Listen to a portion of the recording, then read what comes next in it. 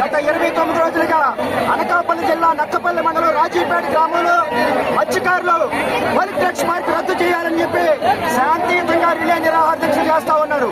అయినప్పటికీ కూడా ప్రభుత్వం స్పందించలేదు.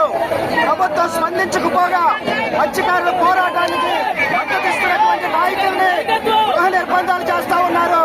అలాగే అక్రమ కేసులు పెడతా ఉన్నారు.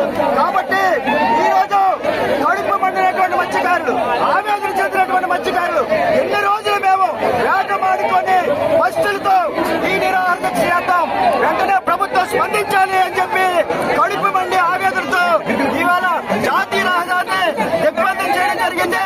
ఇప్పటికైనా సరే రాష్ట్ర ప్రభుత్వం స్పందించాలి, హోంమంత్రి గారు స్పందించాలి, వెంటనే ఇక్కడ పాలిటెక్స్ పార్క్ రద్దు చేస్తామని చెప్పి ప్రకటించాలని చెప్పేసి డిమాండ్ చేస్తా ఉన్నాం.